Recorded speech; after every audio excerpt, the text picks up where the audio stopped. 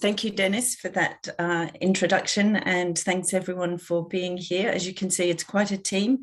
We will not all present, obviously. So what will happen is I will introduce the project and the data. You can see those first 2 points there.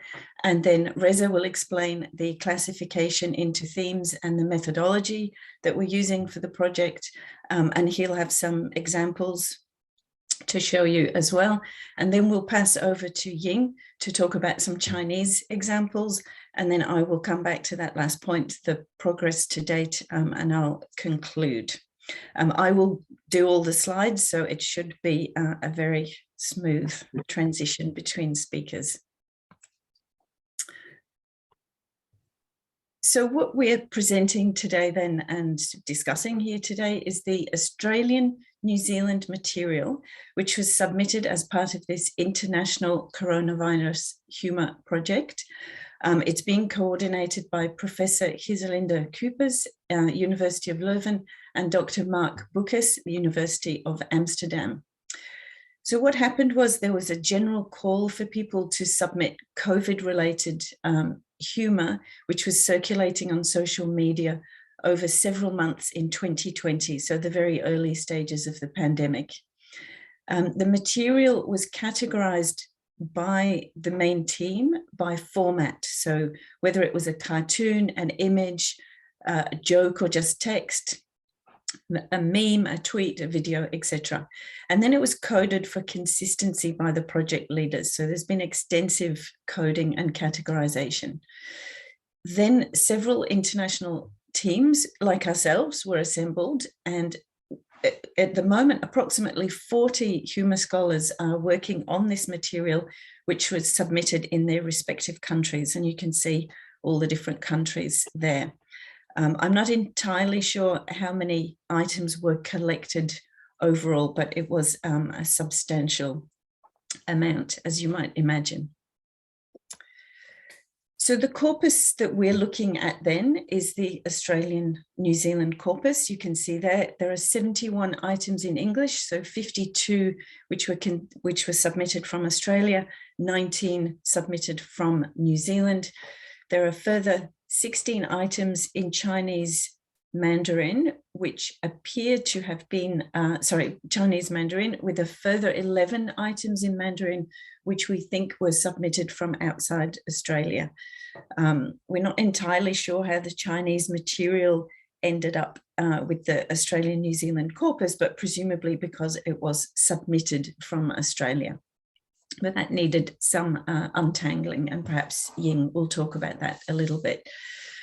The Chinese material reflects both some that probably originated in China, and some that reflected the creators or the viewpoints of the Australian Chinese community, and which was circulating in Australia in the broader Chinese-speaking diaspora.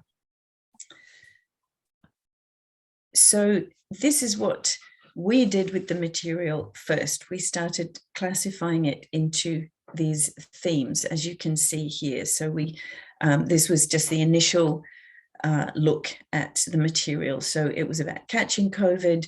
There was some involvement by the government. The humour was around lockdown or quarantine or isolation. Shopping, of course, panic buying. There were some that were a wordplay on the name Corona. Some humour was around social distancing, and some around hand washing and masks, etc. So at this point, let me pass over to Reza. Thank you, Kerry. Hello, everyone. Yes, so we started coding the data, and we were still coding. So we have some categories to start with, some classifications. So it's been done thematically so far. So based on the themes of the jokes, there are some of the examples that you see. It's interesting that most of them, for example, in terms of the genre of the jokes, most or a good number of them are memes. So we need to talk about that in another session. But generally, as you can see, the one on the left-hand side, top corner, the wordplay. So there are lots of wordplays with the virus name. Then we have the one on the right top. So the quarantine, isolation, and also at the bottom, you have 3 examples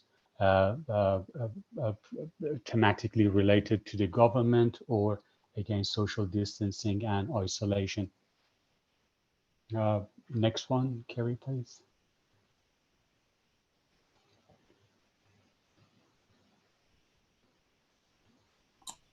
Sorry, I don't know why. After promising a smooth transition, it's now not moving on. That's it. Yep, so here there are 3 more examples. So there are, I think 2 are small for you to see. It might have been intentionally put there, very small, for you not to see them clearly, but I can read them if you want me. So now, in terms of methodology, we started looking at the functions of those jokes, like what function they serve, what one does with the humor in time of corona. So the performative force of humor, we have put them in 3 main functions. Humor that serves to affiliate. So the example at the top, it's like being 16 again, gas is cheap and I'm grounded. So to affiliate to the theme that people share from their past. Humor, the second function, that the corona humor serves based on the examples that we have.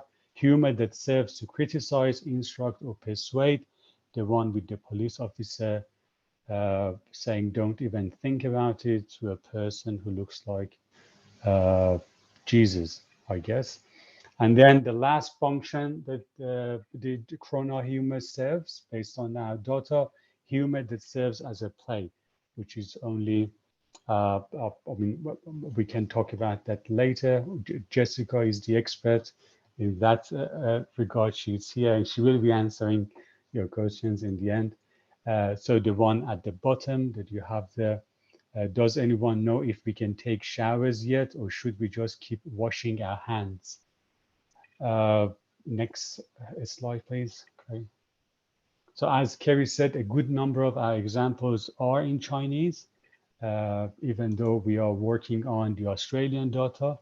So I just pass on to Ying here to talk about the example from Chinese and in Chinese. Yes, I will. In this part, I will show you several examples of Chinese memes that fulfill the 3 functions that mentioned by Reza. Namely serve to criticize, to affiliate, and escalate. Sorry, Kerry, there is 1 slide is missed because the first one is it should be the humor that serves to criticize.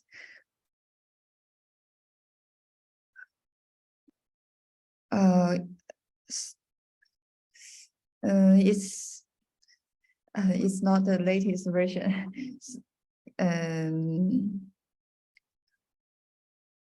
So actually, the first one is humor that serves to criticize, instruct.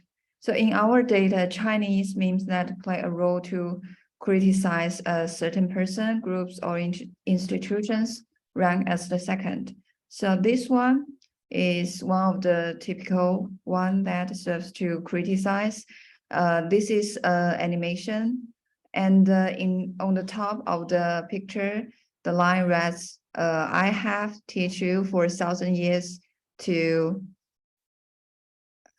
teach you to eat the livestock, but you still insist to eat wild animals. So this is the picture that shows why the hell you choose to eat wild animals instead of the livestock.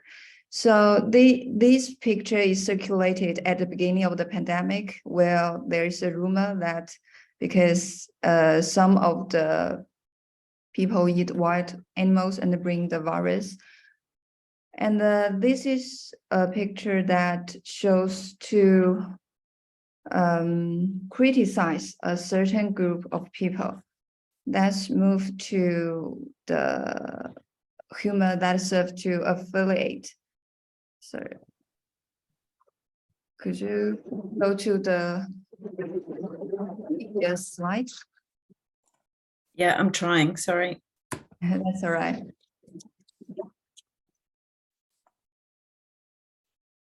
I don't know why it's not moving.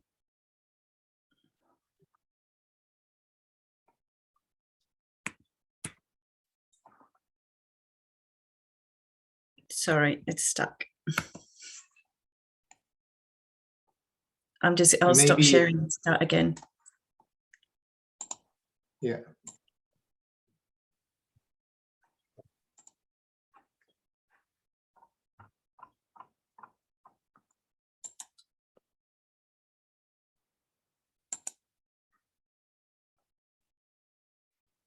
So this means that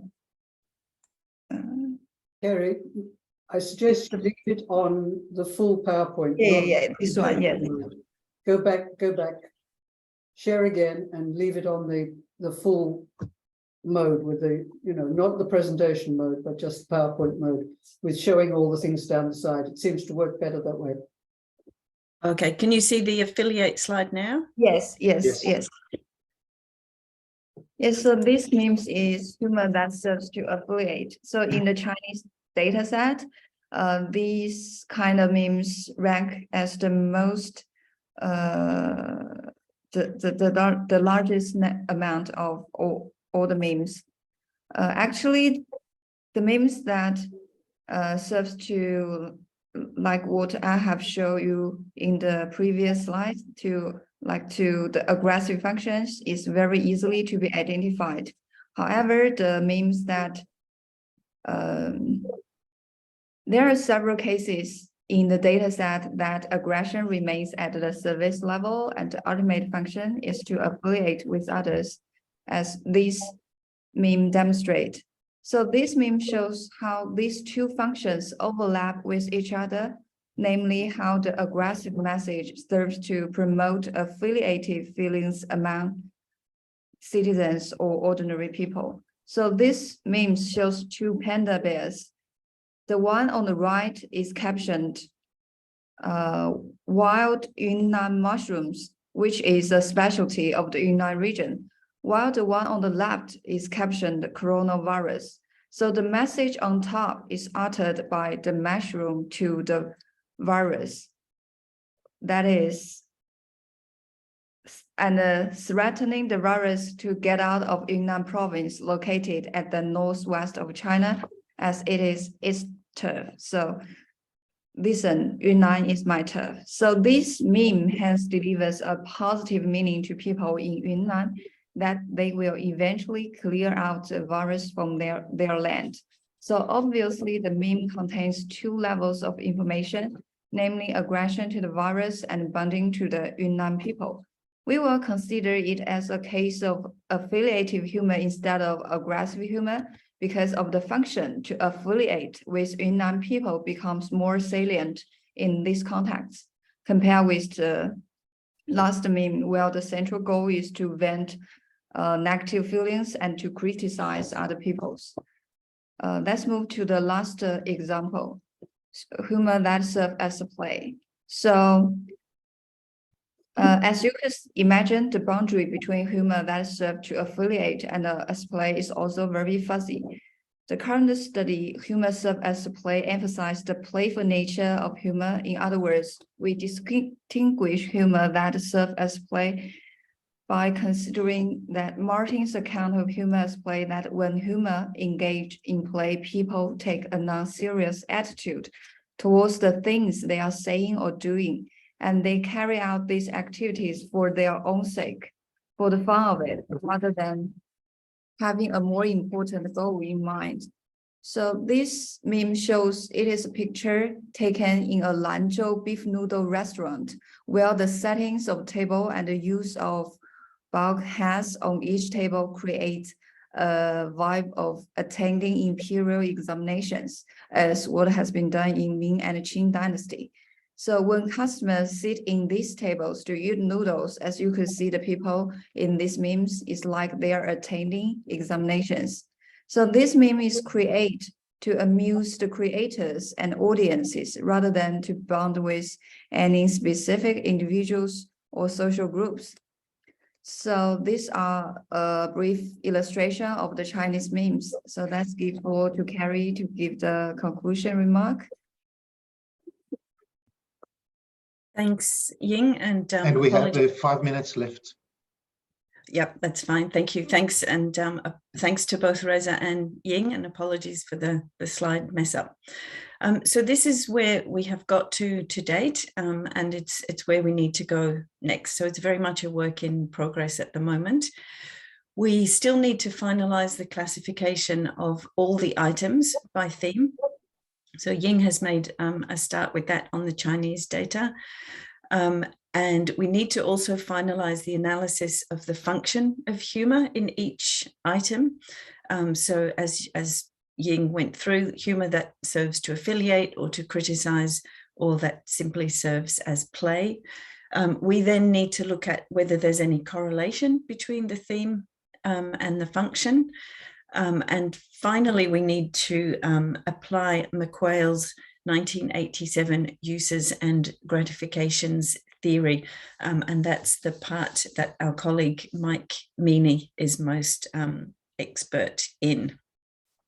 So that is actually where we have got to so far. And I will apologize in advance for having to leave after the end of this presentation. I'm very sorry to my fellow panel presenters this morning.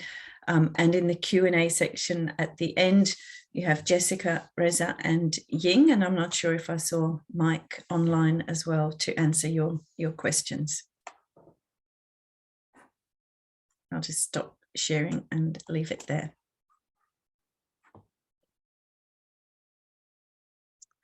Thank you very much for a interesting, thought-provoking presentation, although there were some minor difficulties, technical difficulties. You managed to do it on time. Please raise your hands if you have any questions for the panel.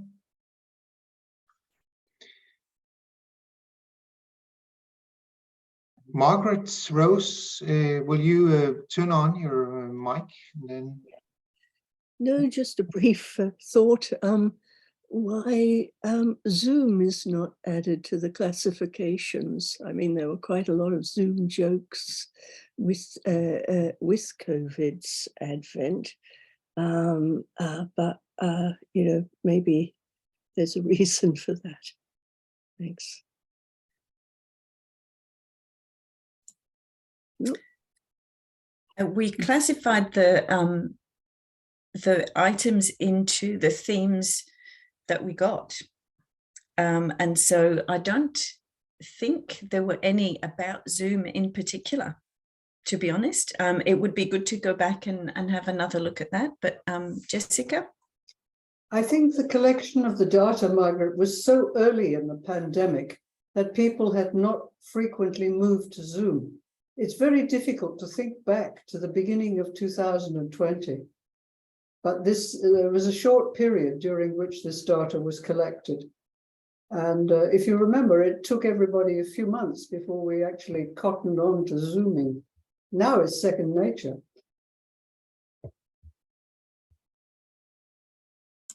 Yeah, there might be some more that were about working from home, for example, and it might incorporate the Zoom. Yeah, yeah. Ben has put in the chat so that he thinks it's true that here in Australia, Sydney University only moved to Zoom in session 2, and the data was collected in the first half of calendar 2020.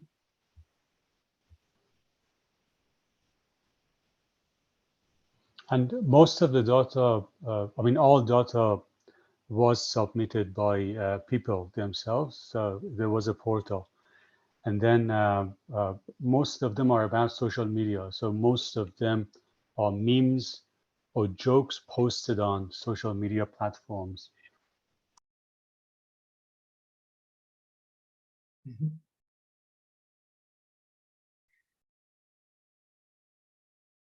Any other questions? And please raise your hand. Otherwise, I just have a question concerning one of the cartoons, the one that Ying showed us, where you see this like Stone Age man with a club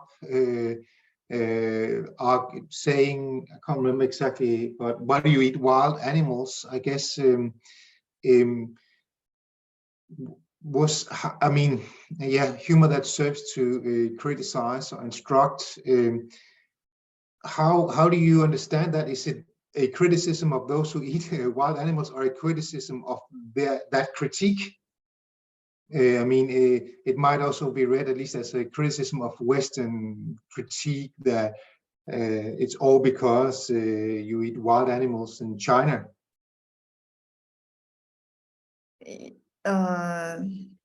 Actually, this memes, I think it is not circulated in China. I think it is might be circulated in the like Chinese community in Australia, because because in China we seldom talk about the topic like eat wild animals, because we don't think it is the real situation. So that's why at the beginning I can categorize these pictures in the like the Chinese community in Australia in terms of its origin. So I just wonder how you interpret it. Who is criticized in this cartoon, do you think? Or can it be? May I step in here, Ying? yes, sure. I think there's a linguistic problem here, Alberto. It's about the Chinese tradition is thousands of years of civilization, much more than in the West. And so the domestic animals, the domestication of animals, this has been established for a very long time. So the theme of this meme, it seems to me, is what on earth are you doing trying to go back to the Stone Age when you have pioneered, your culture has pioneered civilization. But look at the cartoon. There is the civilized modern Chinese man kneeling, being threatened by whom? By a Stone Age idiot. You know? So it's a very deep irony to me. This is a very clever meme. I think that Ying is nevertheless correct, that probably this originated amongst the Chinese-speaking community in Australia, not in the diaspora, where the clash of cultures happens, not within China itself. That's my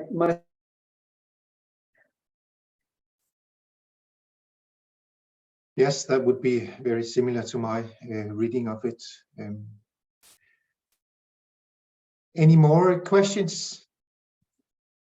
I think Alberto had his hand up. Yeah. Thank you. Thanks, Ben. Yeah, I mean, I have a quick question if we still have time. Actually, it's two quick questions, other than thanking you all for this really interesting presentation.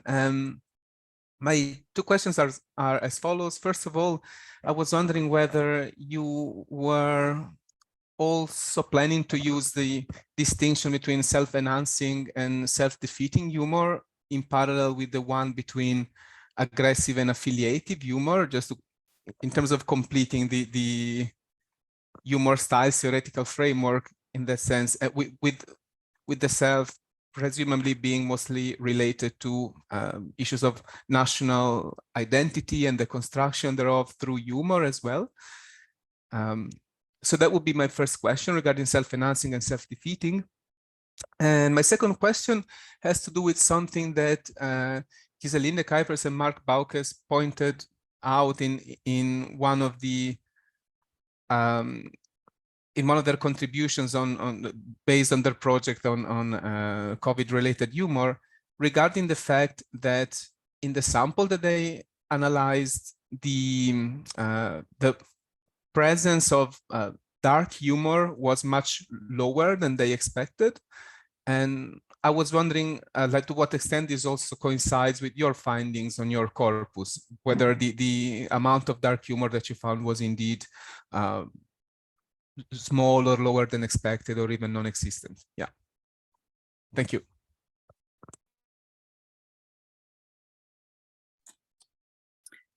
Thanks, Alberto. I'll just answer quickly, but I'd be grateful if the colleagues would chime in.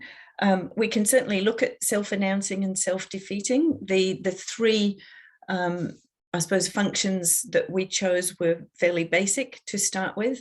And I think that as we get into categorizing them all, which is one of the next stages we need to do, is really look at them, that we might find some other functions that come up. And I think we'll be looking out for them as well. So it was a very basic kind of broad brush with the three to start with, but anything else that comes up, and now you've mentioned those, thank you, we can look out for those in particular. So that's really helpful.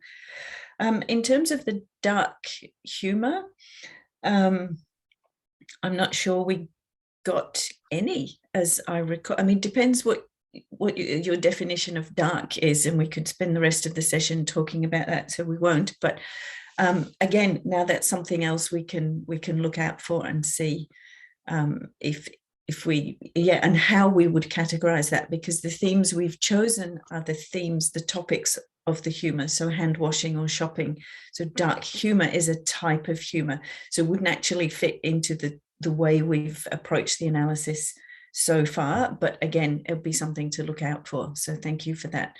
I don't know if any of my colleagues have anything else to add to that.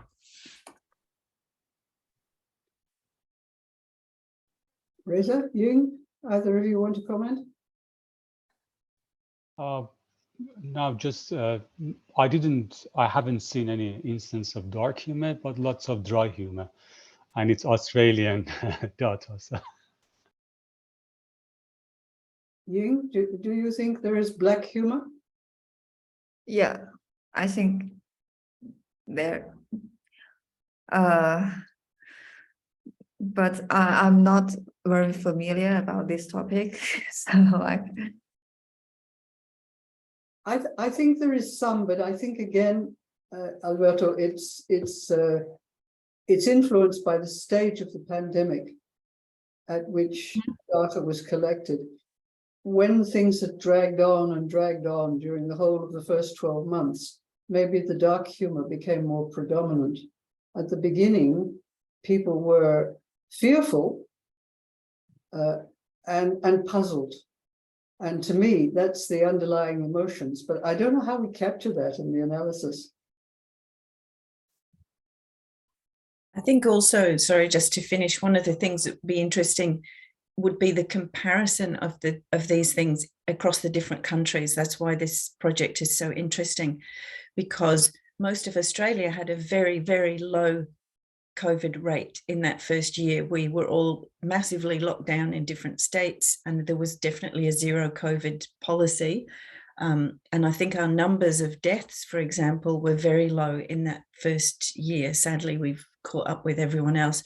And so the black humor, which could be related to deaths, for example, might have been more prevalent in other places where the cases were higher than our own material. As well, something else to keep in mind. Thank you for your suggestions. All right. Also, thank you for all good answers. I think we have to move on in order to keep track of time.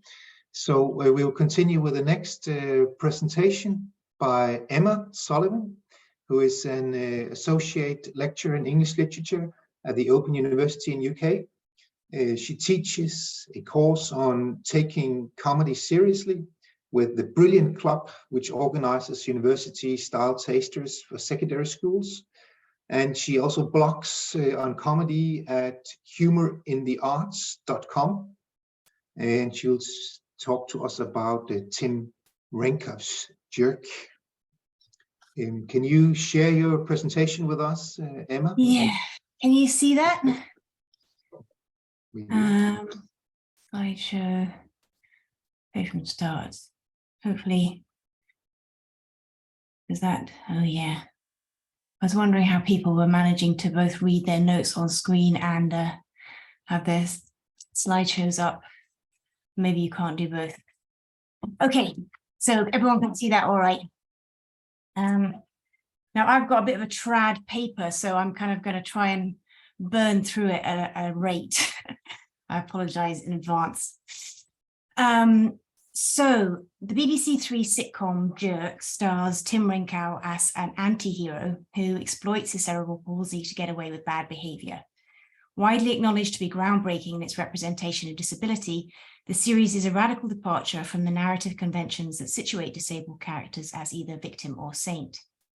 With a clear kinship between Renkow's somewhat sociopathic character and Larry David in Curb Your Enthusiasm, Weiland Schreinebecker suggests both might be classified as cringe comics, arguing that each acts as a vigilante who challenges the uncertain regimes of political correctness.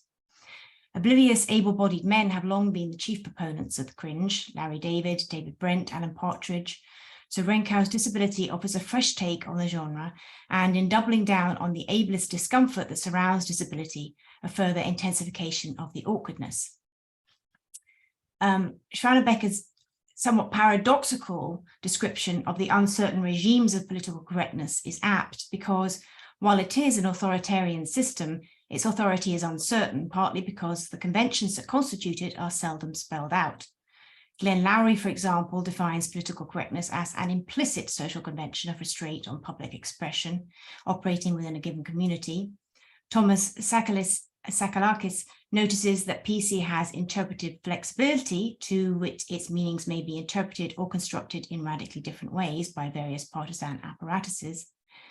The authority of political correctness is also uncertain because obedience to those conventions is by no means wholesale, with many voices raised in protest at the ways in which the enforced orthodoxy of PC leads to censorship and conformity, thus stifling public debate and preventing a constructive, informative dialogue on vital matters of common concern.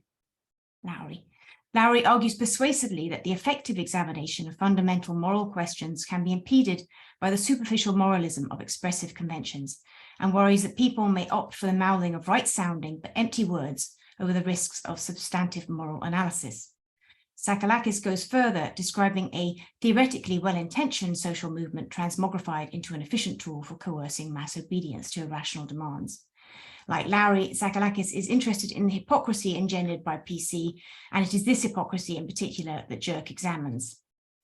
Turning now to cringe, Schreinerbecker's survey is again useful, citing the OED entry, which defines cringing as a contraction of the muscles, usually involuntarily, along with an inward shiver of embarrassment, awkwardness, disgust.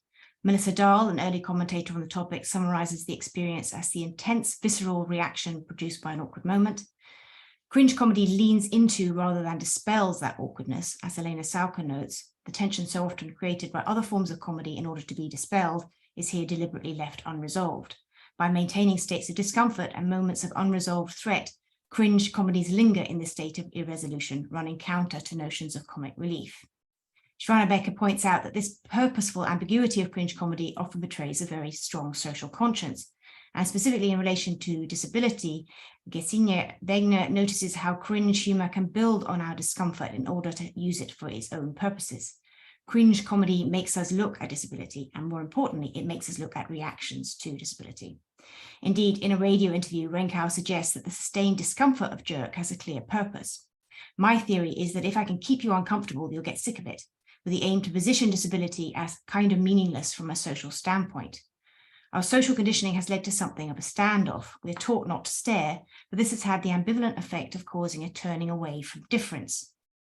If the able-bodied can be exposed to physical difference and exposed to the discomfort of that difference, then perhaps disability will stop being so difficult to address. The flip side of invisibility is excessive visibility and exaggerated concern, too little and then too much, something Renkow's character continually experiences. The over-conscientious and somewhat hostile lollipop lady, for example, who can't bring herself to let him cross the road. Or conversely, the passerby intent on forcefully helping Renkow to cross the road despite his protestations. In many respects, Renkow's disability itself is incidental, and it's the ableist, largely liberal reactions that are the primary focus of the humor. the charity activist who uses Tim to develop his profile, Bobby, the aggressively woke student hungry for righteousness, the teacher who wants Tim as a teaching aid and to enhance his career prospects, the relentlessly positive Paralympian gym owner who wants Tim to further her brand, the TV presenter and eager for uplifting content. Each character proves to be blinkered by ambition and self-interest, and it's partly this that makes it easy for Tim to exploit and for us to laugh at. And in most cases, it is liberal attitudes that are the focus of the satire, uncovering the hypocrisy of self-deceit that is concealed or even facilitated by the uncertain regimes of political correctness. While reactionary ableist attitudes to disability are addressed by the show, the fundamentalist perspective, which sees disability as a reflection of moral evil, for example, and Nazism or eugenics, which demand extermination for the purity of the race, more frequently it is contemporary liberal attitudes and the self-serving use of disability as teachable moment or as social capital or currency, for example, that are the focus.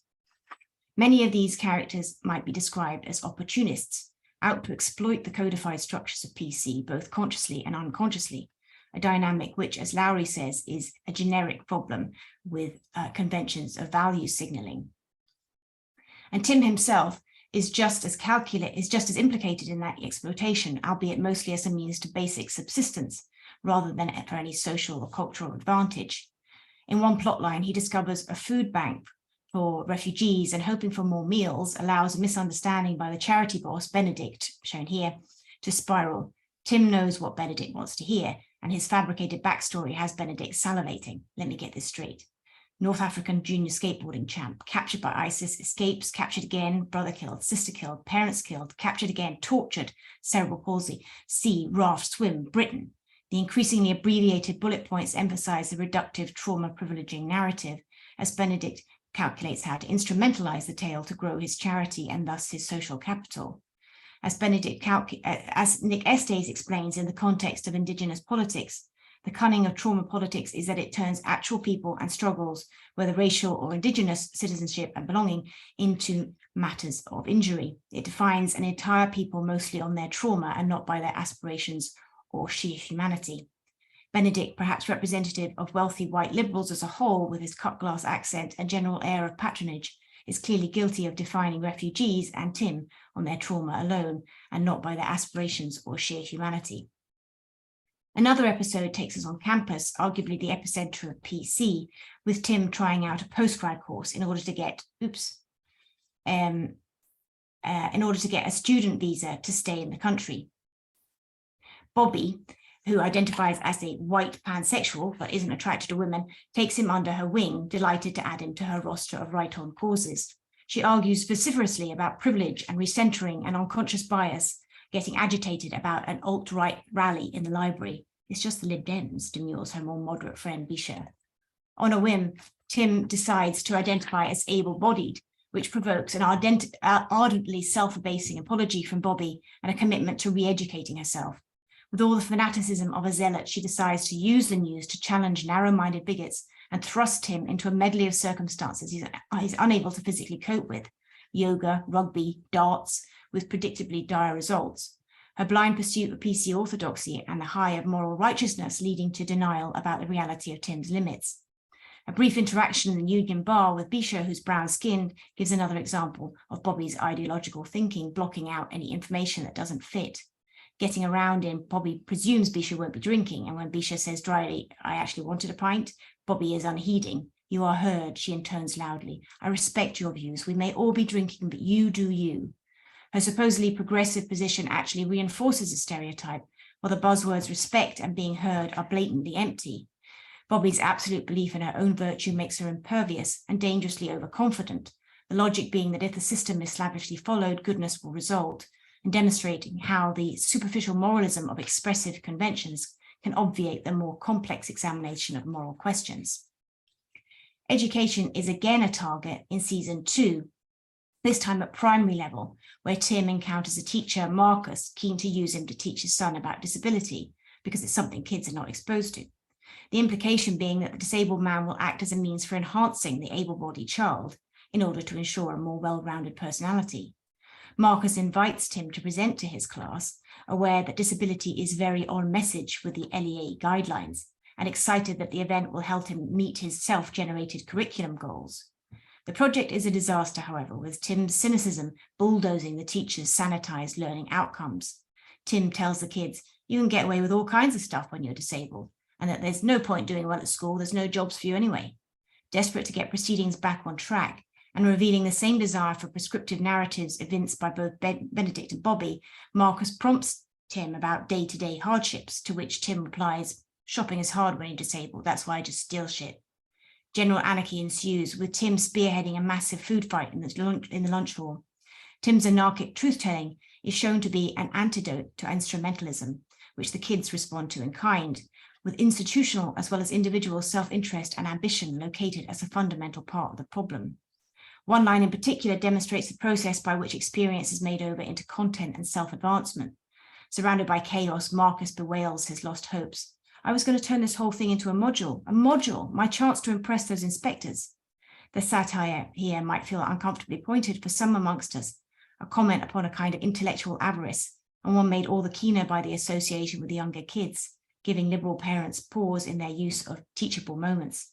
As Melissa Dahl suggests, the cringe experience can work as an unpleasant kind of self-recognition when you suddenly see yourself through someone else's eyes. The charity sector, primary and tertiary education, and finally, it's the market's relationship with political correctness, specifically gender politics, which is foregrounded in an episode about Tim's brief experiment with paid employment. Taken on at Anarchy Hamster, a novelty cars outfit, Tim's tenure amounts to one long showcase of offence as he experiments with the license he's been given as a token hire, opening people's payslips and revealing that a male colleague earns more than his female counterpart, for instance. I think it's because he's a man, although it could be because she's shit. When he does finally get sacked, it's due to a joke about breastfeeding at the expense of one of the senior staff, a new mum who bores the rest of the company to tears with her obsession with car designs for new mums. The implication is perhaps that all identity positions are ultimately tribal or cordoned off, as a new mum, all she cares about is new mums. The slippage between identity politics and niche markets, the pink pound, the grey dollar described by Mary Moran, and the idea that identity operates primarily to facilitate consumption is perhaps slyly gestured to here, with a novelty card company representing the ways identity is made marketable, a theme which suggests the risks of myopia in the celebration of specific identity positions as potentially competitive and insular approach. These instances and others like them, which deal in the opportunism of the able-bodied characters, are often cringe-making, but it's the scenes with Tim's nemesis Kiefer, played by Lee Ridley, aka Lost Voice Guy, a UK comedian whose cerebral palsy requires him to speak through a computer, which really lean into the discomfort. Two scenes in particular give a flavour of the awkwardness that is cultivated, a fight between the two at the opening of Kiefer's art exhibition, and in season 2, a race on an athletics track. Both incidents are ludicrous, given neither man can fight nor run, and as set pieces they gleefully ride roughshod over most ideas of taste or decorum, instead leaning fully into the manifest embarrassment of the situation. In his discussion of cringe in reality TV, Patrick Rowley argues that public embarrassment is often perceived and accepted as a common challenge, which results in joint interactional effort to overcome the situation through repair mechanisms. And as with the reality shows Rowley discusses, both the fight and the race render social repair impossible. Renkow's avowed intention to keep his audience uncomfortable in order that they'll get sick of it as via a kind of exposure therapy is very evident in both scenes. And the fight scene in particular delights in amplifying the abjection so central to the scenario. The men's emasculating scrap is capped by Tim's mother shouting out to his date Clara, who storms off during the fight, "Would you take 500 quid to bang him?" The race scene, meanwhile, is also interested in the character's humiliation, with a metatextual reference to the strategies used to sanitize and make safe a more abject reality. The scene starts out overlaid with triumphal classical music and crowds cheering, only to have the soundtrack drop off abruptly and the crowds turn away bored, leaving the two men moving very slowly and then giving up altogether. The triumphal narrative of heroic striving, so beloved of mainstream media, is discarded, showing instead the comically mundane reality of physical limits. How am I doing for time? You have 6 minutes left. Oh, okay, fine. Joanne Gilbert talks of the benefits of marginality for comics as a license for social criticism, and there's no doubt that the show delights in exploiting the freedom of Tim's position, using the preeminent position afforded to him through the politics of injury to allow him to speak out against the prescriptions of PC. His license is not solely due to his disability, it's also visually cued by his appearance, his clothing, skull print trousers, band t-shirts in lurid colours, dense beard, and bare feet. Renkow finds it easier to walk without shoes, and his massive grin. And he's not an isolated figure, but instead his distinctiveness is subtly consolidated by the two women in his life, both in their different ways, oblivious to social norms in general and PC in particular, and bringing a kind of hard-bitten warmth to the narrative. His mother, Lauren Brackow, whose brashness foregrounds the fact that Renkow is American, another aspect of his character's idiosyncrasy, and Ruth Shan Rooney, his cynical but fond Scottish carer. The script mobilizes national stereotypes to both explain and supplement Tim's character. Brackow's familiar Brooklyn rasp, registering her as straight-talking and tough-loving, while Glaswegian Rooney is foul-mouthed and majestically lazy, and easily equal to Tim's worst antisocial antics. Tim may be antisocial, even sociopathic, but he embodies a form of anarchic truth-telling which serves as a crucial antidote to the instrumentalism of self-serving individuals and institutions, often actively enabled by the codified structures of PC. Jerk reveals how the prohibitions of PC can lead to hypocrisy and the strategic choice of right-sounding but empty words over the risks of substantive moral analysis. Its thoroughgoing iconoclasm allowing for a sense of leverage in what is a deeply censorious and paranoid moment. Okay. Thank you very much. Thank you very much, Emma. Yes, maybe you stop sharing your screen. I'm sorry for changing the process a bit, but I think it makes more sense, and it's also probably more likely that we will make it on time if we do both the presentations now, and then we take questions for both presentations in the end. Mokhtar, I will share your presentation now, and just a second.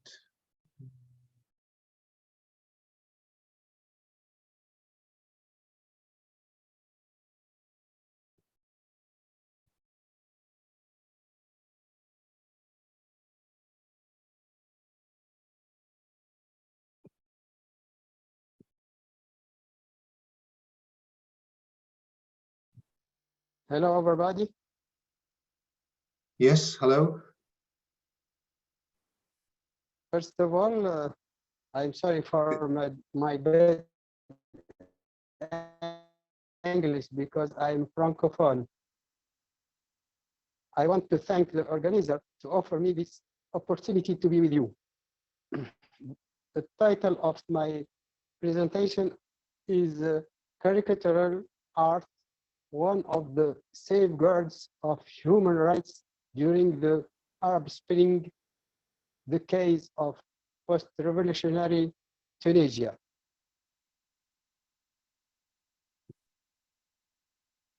The summary, now the summary, introduction, and the first point, the Tunisian revolution is a call for peace in the Mediterranean. Second point, presentation of the 4 cartoonists who marked post-revolutionary Tunisia. Third point, defending freedom of expression. Fourth point, defending of women's rights. 5, and the last point is defending of democracy, and conclusion and bibliography.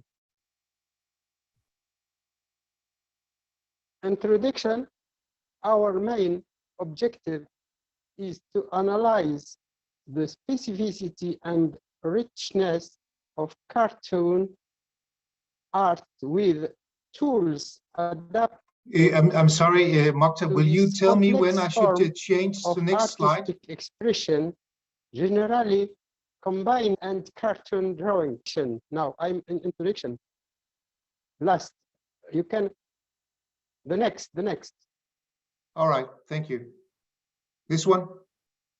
Introduction, yes.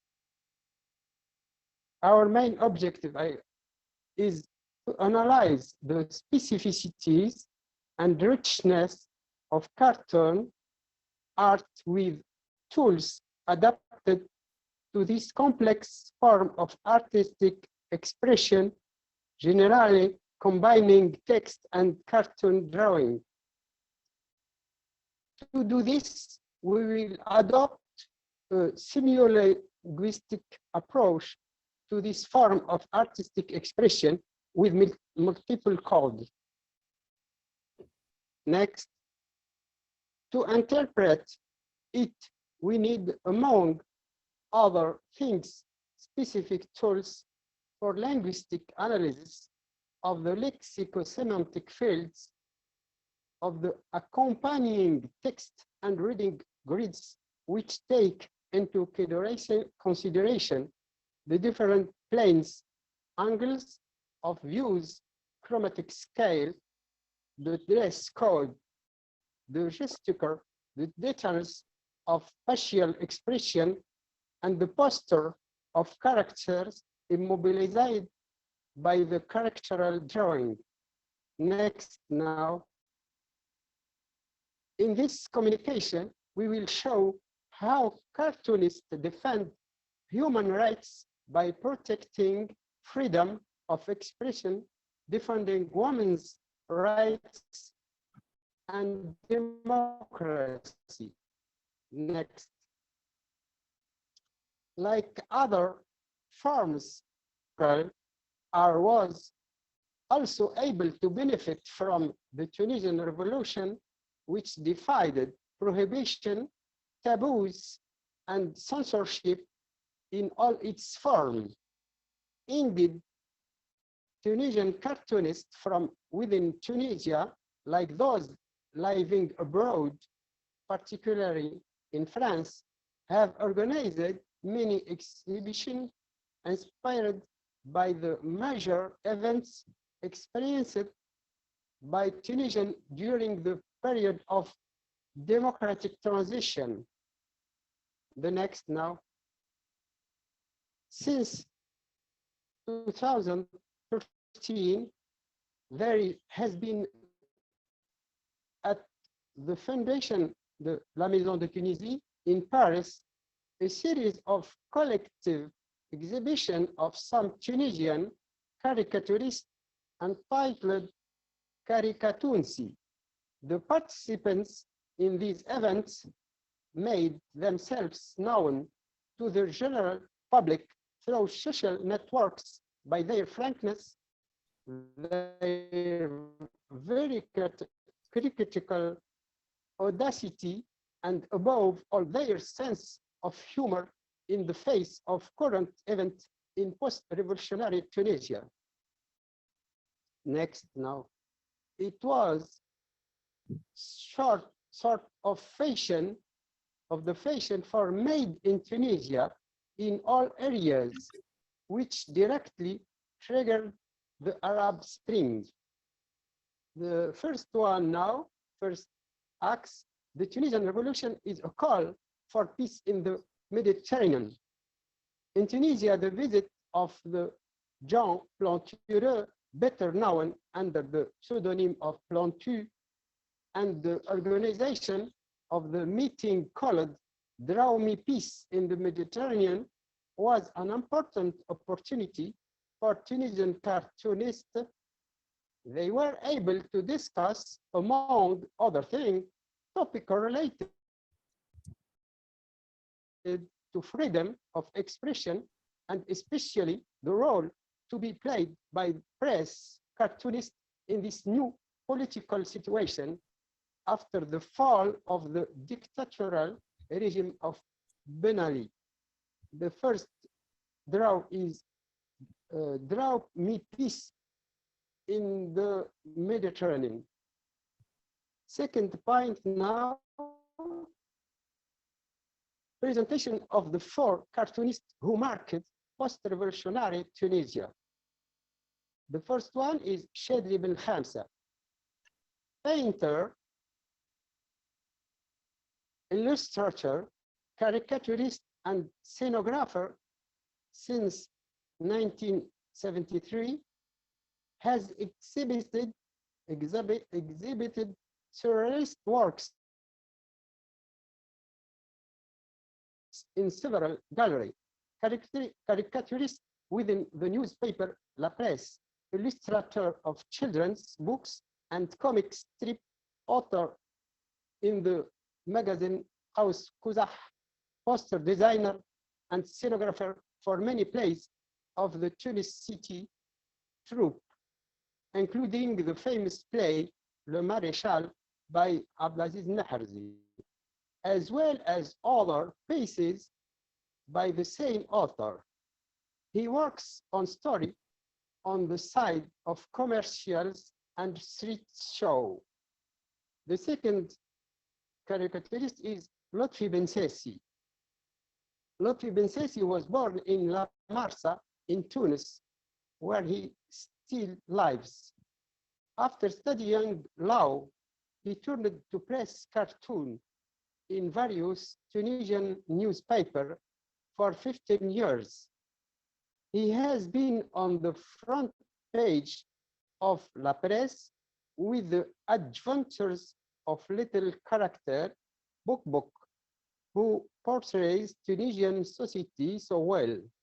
His career began in the early 1980 with the magazine Tunis Hebdo International, which published in its pages a serious draw by Ben Sessi, Les Bureaucrats, based in screenplay by Tahar Teza. The third one is Zay.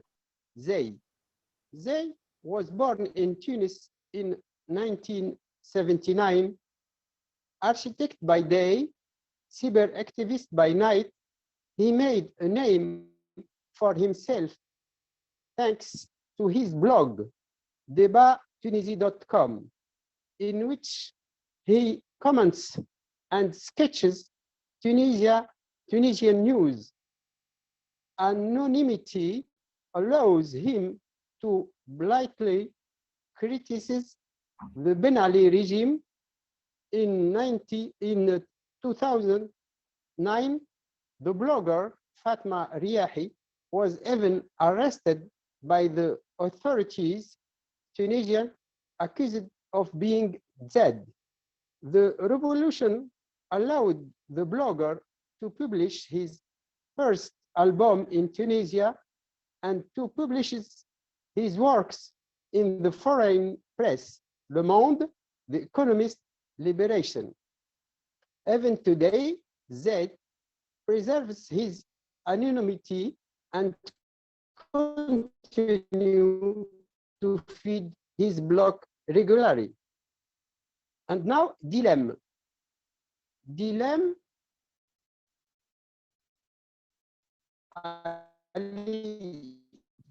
or simply Dilem, is in June 29 and 1976 in El Haraj in the Wilaya of Algeria.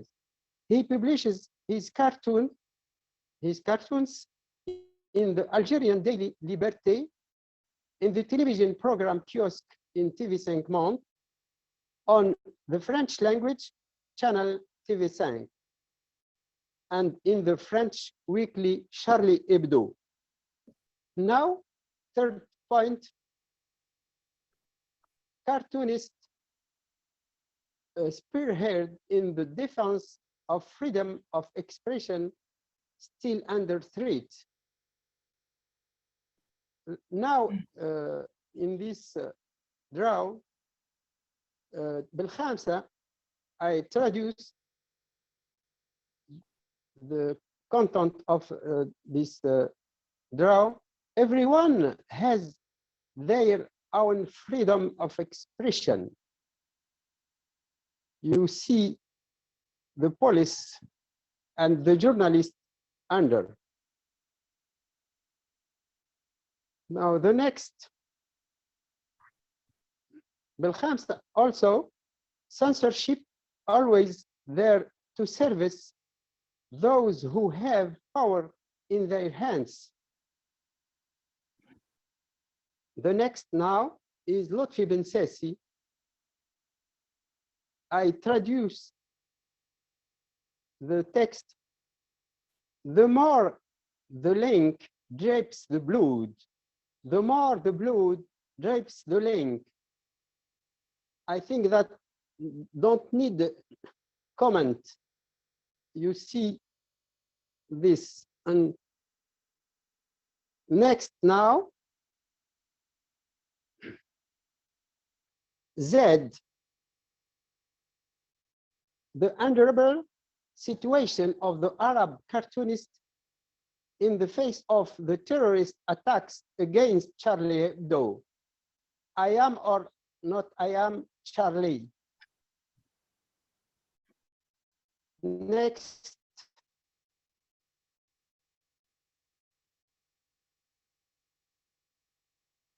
Dilem, Tunisia yesterday, you were with a journalist. It's a crime. Tunisia today after a revolution, you were seen with a glass of beer. Next, now the fourth topic, the defense of women's rights. 8 March, Z, 8 March, March 8, celebration of Tunisian women. Men, ironically, we're coming to celebrate too. That means that we will attack her. Next now,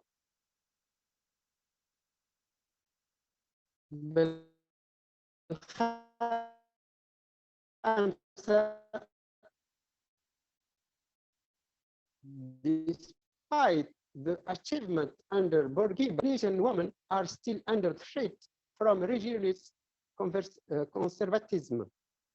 Next now, dilemma, gender equality in Tunisia, constitution. The women in draw, we are far below. I think that did not any comment. The next now, Z returns here to the trial in Tunis of young woman raped in early September 2012 by police. After the rape, she and her companion had a period for, and the case had raised considerable emotion in Tunisia. Next now, بالخامسة is March 8. It's slack. I don't want people to say that I don't respect women. You see that in 5 March and 6 March, the woman is attacked by her husband in all time of only in the 8 March. It's and now after next بالخامسة it's keep hope.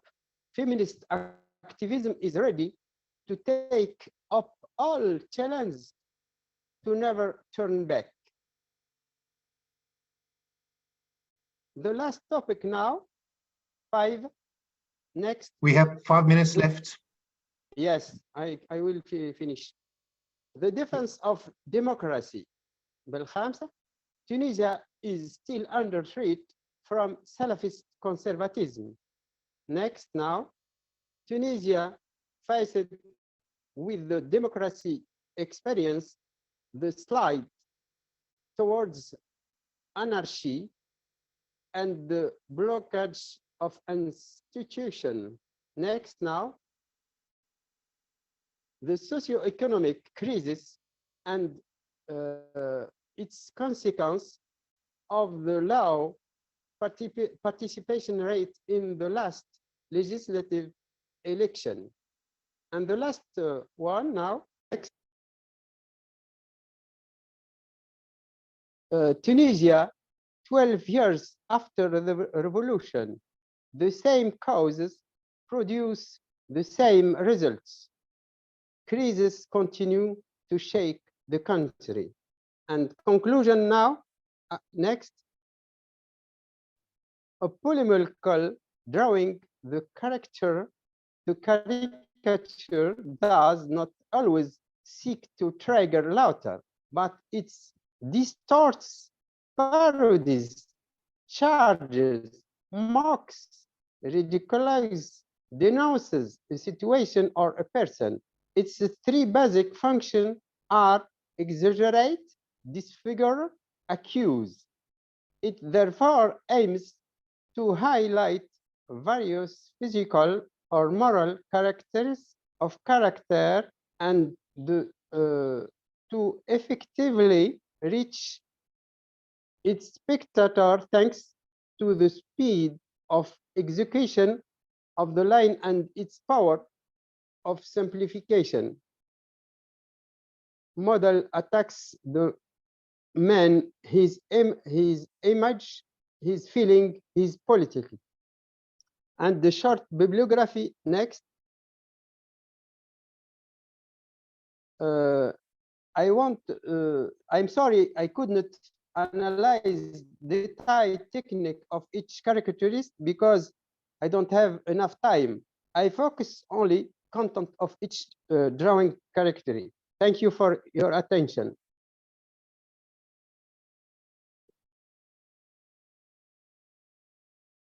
Thank you very much, Mokhtar, and I'm so sorry I completely forgot to introduce you before your talk because of all the change and technical stuff. But you sent me a fine introduction, and I'll just read it aloud. Mokhtar Farhat is an HDR lecturer at the University of Gafsa in Tunisia. He's president of the Master's Commission at the Higher Institute of Applied Studies in Humanities of Gafsa, and he's member of the National Sectorial French Commission. He's the author of several books and articles in the field of humorous discourse analysis. Thank you. Yeah, and thank you very much for a very interesting presentation that gave some insight into the situation in Tunisia. And if anyone has questions to either this talk or the previous talk, please raise your hands. Yes, Benjamin. Mokhtar, and thanks. It's less of a question, more of a comment. First of all, thanks to all the presenters. That was fantastic. Thanks to Dennis for moderating. And we had some technical difficulties, so I think it happened. So this is just what happens, and it's live in Zoom, why not? Mokhtar, I was just going to say thanks so much. I'm going to send one of my postgrad students who's working on caricature in the Francophonie your way. So her name is Katya. So look out for an email from her. I think you're the perfect person, if you don't mind. And that's all kind of I have to say here. And I leave the floor for questions from the rest of the audience. Thanks. Thank you very much. Margaret Rose, you had a hand as well. Thank you, Dennis. Thank you, Mokhtar. I thought that was an excellent talk. I like your conclusion as well. And it occurred to me while you were talking with something which I should have thought of commenting upon in my own paper. Are there any female cartoonists? Excuse me, I don't understand. Are there any female cartoonists working in Tunisia at the moment? There is now there is some cartoonist international in level international like Z.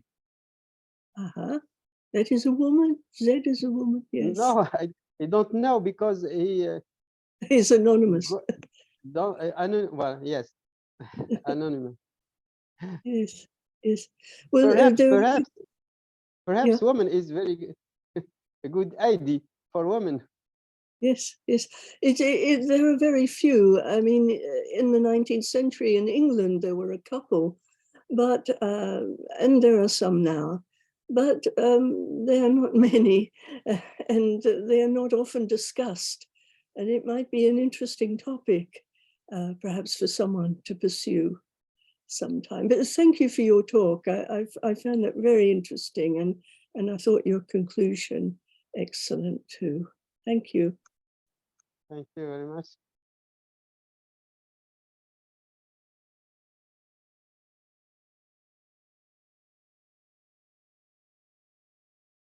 Anyone else? Yeah, Jessica?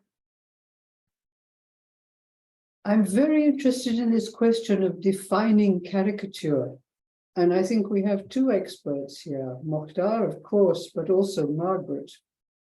I wonder if I could invite you both to comment on how we define caricature. What do we mean by it? May I ask you, please, Mokhtar, to go first, and then maybe Margaret to respond.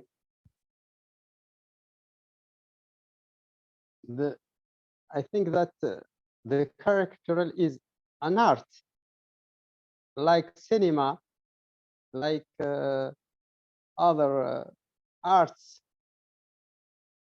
and the role of is to defend the right, human rights. I think that's important for each country and each society to have the voice of caricatural is important, like I think comedy, like parody, like one man show sketch. It's the same thing, but that is with the pencil. Is with pencil to draw.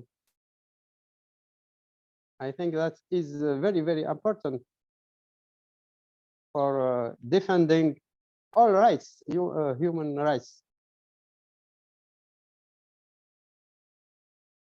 Thank you. Yeah.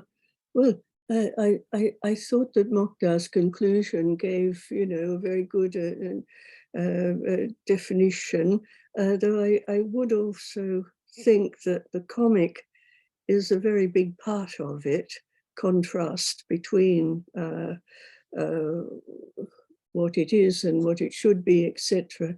I'm afraid I have to go in a minute now. And maybe Dennis is actually the other, or one of the other experts on caricature here.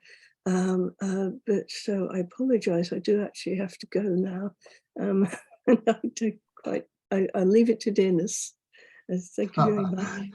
Please, Dennis, please give us your views. I don't know if I can give a definition that is very good, but I guess as you also point out, or as Margaret pointed out in her presentation, it started out as this idea of simply exaggerating already existing features. And in the English language, there might be a lack of language there, in the sense that you often call, in Danish, we call it satirical cartoon or satirical drawings in one word. We have one word for that. Whereas cartoons are often more like comical, but not really critical. And caricatures, we have that word too, but it is exaggerating features, like huge eyes, huge noses, huge ears, stuff like that. Whereas satirical drawings is neither a cartoon nor a caricature. You can say satirical drawing, of course, in English, but it's not a noun. It's not like people tend to say cartoons or caricatures, and a lot of also the examples Mokhtar showed us were, I would say, neither, but were satirical cartoons or satirical drawings. So it's somewhere because a satirical drawing doesn't need to use the means of caricature. I remember that Stéphane Charbonnier, called Sharp from Charlie Hebdo, he was once asked about it, and he said that, well, we use caricature as one among many different techniques or methods, but we have a lot of satirical drawings that are not cartoon or not caricatures, actually, that don't exaggerate existing features or invent exaggerations of features. So yeah, but I guess that's, in my view, what a caricature in general is. But I just wanted to point out also that there is this Tunisian female cartoonist, or what do we call it, called Nadia Chiari, I think, something like that it's pronounced. She has this figure called Willis from Tunis, which is this cat, often also called the cat of the revolution. She can easily be Googled. I don't know if you know her, Mokhtar. Yes, I heard from her, but I don't have find any cartoonist woman. I don't find, unfortunately. All right. I think we are also running out of time, unless there is a last. Mark Rolfi, you have a hand, please. Thank you. Although I noticed Ben asked Emma a question. It's just super quick, if that's okay. Emma, I love your paper. I'm going to binge that show so hard. I was just wondering, how is the cringe a caricature, and how is it caricaturing the male body, and particularly the Gen Z kind of, you know, like, we had a really great post-conference interview with an amazing talk about doubling the double. And so I was just wondering, you know, if we come to this postmodern take of the doubling, you know, caricaturing the caricature, so do you see that happening there? Are we running out of doublings and caricatures, and what is the cringe there? Thank you. Interesting. What do I think of the cringe as caricature? I don't have an immediate response to that, I have to say. But yeah, I think that is really interesting, that that caricature is at work in the process. But I think that's all I can say at this point. I'm sorry, I would need to think harder on it. No, thanks so much. Just, you know, just an idea that came to me while I was hearing your papers. It was just so interesting to see it like side by side. Thank you. There's a, oh yeah, no, please, everyone should watch it. I kind of stupidly was assuming everyone must know about it, but this is what everyone does with the research, don't they? That you're so deep in your own research, you assume everyone knows all about it. But it's brilliant, and it's been commissioned for a third season, so there will be more controversies, no doubt. Does the main character have any redeeming features? Well, I mean, my Angus asks in the chat, I would say his truth telling, you know, he pierces through to the truth in every situation, and he understands the kind of power dynamics in each situation. And that's kind of his great power. And then it looks like at the very end of season 2, there's a slight implication that there may be some soul searching on his part to come, because he kind of has a kind of a moment of realizing that he may be a kind of he might be quite conceited in his own sense of self, and that might mask something for him. So yeah, there may be more emerging in season 3. Have we got time for one more question? Emma? I guess we have time for a last question, yes. Okay, thank you. Thank you to both presenters. I really enjoyed the papers. Just want to ask Emma, your paper provides a counterpoint to the paper given last night by Marie Caslin from London Hope University. So I'm thinking of the work done there. I'm also thinking of obviously what you're describing, but also of Rosie Jones who was, of course, taking a different approach to this issue of disability and humour. But I'm just wondering if you can give us a broad overview of maybe some things that are happening over there in the greater concern or greater exposure or greater mainstreaming, whatever you might call it, of these issues of disability and humour. I agree. Yeah, thank you very much. I agree. There is a lot happening. I mentioned Lee Ridley. He's quite a high visibility comedian. Rosie Jones is prodigious and very energetic in her efforts. She is kind of extraordinarily cheery, you know, and very different to Tim. I actually interestingly interviewed both of them for a local magazine, and yeah, she's sort of taken on she's kind of okay with the business of being a role model for the disabled, while understanding that obviously she can't represent everybody, but there's a kind of